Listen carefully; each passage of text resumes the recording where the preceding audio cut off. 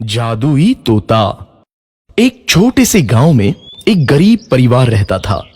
उस परिवार में रामू और उसकी बीवी सीता उसके बेटे चिंटू के साथ रहते थे। उसी गांव में एक तोता भी रहता था। उसका नाम था रघु। वो किस्मत का धनी था।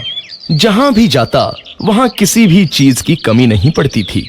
एक दिन रघु उड़ते उड़ते उस गरीब परिवार के घर गया। रघु सोचता है, अरे वाह, लगता है यहाँ आज बहुत अच्छा खाना मिलेगा। मैं पेट भर के खाऊंगा। वो एक कटोरी में रखे अमरूद देखता है। अरे वाह, अमरूद, मुझे तो ये बहुत पसंद है। मैं तो इसे पेट भर के खाऊंगा।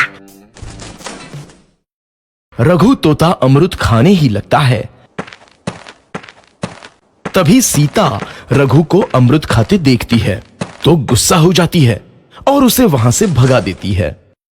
भाग यहाँ से, न जाने कहां से आ जाते हैं। मैं तो परेशान हो गई हूं इनसे। सीता के भगाने के बाद रघु चुपचाप से एक कोने में रहता है। धीरे धीरे उस परिवार की बरकत होने लगती है। एक दिन रामू और सीता खाना खाते वक्त बातें करते हैं। आजकल हमारी बहुत तरक्की हो रही है, काम भी अच्छा चल रहा है। रामू कहता है। इस पर सीता कहती है, सच कहा, भगवान हमेशा ऐसे ही हम पर मेहरबान रहे। बेटा चिंटू भी कहता है, पिताजी, मुझे खिलौना लेके दो ना, मेरे सभी दोस्तों के पास है। रामू कहता है, ठीक है, जरूर लाऊंगा। सीता कहती है, कितने खुश है सब, मेरे परिवार को किसी की नजर ना लगे। एक तरफ ऐसी बातें होती हैं तो दूसरी तरफ रसोई में रघु तोता भी अमरूद खाते रहता है। मजा आया, अमरूद खाया, मजा आया, अमरूद खाया, मजा आया। तभी सीता रसोई में आती है और रघु तोते को अमरूद खाते देख बहुत गुस्सा होती है। सीता रघु को बाहर निकालने के लिए पिंजरे में अमरूद रखती है। रघु जब अमरूद खाने लगता है तो पिंजरे का दरवाजा बंद हो जाता है और वो उसमें फंस जाता है। मुझे बाहर निकालो, मैं यहाँ फंस गया हूँ, मुझे बचाओ। अगले दिन सीता पिंजरा उठाकर बाहर दूर उस रघु को छोड़ देती है। रघु के जाते ही उनके घर आई बरकत धीरे धीरे कम हो जाती है। उन्हें बहुत घाटा होता है। सीता कहती है, ये क्या हो रहा है, अचानक इतना कैसे बदल गया? अभी तक तो सब कुछ अच्छा चल रहा था। रामू कहता है, लगता है भगवान हम पर रूठ गए हैं। चिंटू भी कहता है, लगता है अब मुझे खिलौने भी नहीं मिलेंगे। और वो रोने लगता है और बाहर चला जाता है। कुछ दिन बाद रघु तोता फिर से उस घर में आता है। वापस आया, मैं वापस आया, अब मैं जमकर अमरूद खाऊंगा।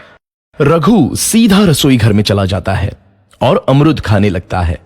कुछ देर बाद सीता रसोई में आती है और रघु को देख कहती है, एक तो घर में पहले से इतनी दिक्कत चल रही है और ऊपर से ये तोता मुझे और परेशान कर रहा है। सीता रघु को वहां से भगा देती है। रघु उड़कर किसी कोने में छुप जाता है। कुछ दिन बाद धीरे धीरे उस घर की बरकत वापस आने लगती है। काम भी अच्छे से चलने लगता है। एक रात जब रघु तोता अमरूद खाने जाता है तो पिंजरे में फंस जाता है। ये लोग आखिर चाहते क्या हैं? एक तोते को शांति से अमरूद खाने क्यों नहीं देते? मैं कौन सा चोरी कर रहा हूँ? बस अमरूद ही तो खा रहा हूँ। तभी रामू वहां आता है और पिंजरे में रघु तोते को देख उसे बाहर छोड़ देता है। ये तोता भी कितना जिद्दी है, बार बार वापस आ जाता है। जैसे ही रामू रघु को छोड़ देता है, अगले दिन से फिर से उनके घर की बरकत जाने लगती है। काम में घाटा होता है।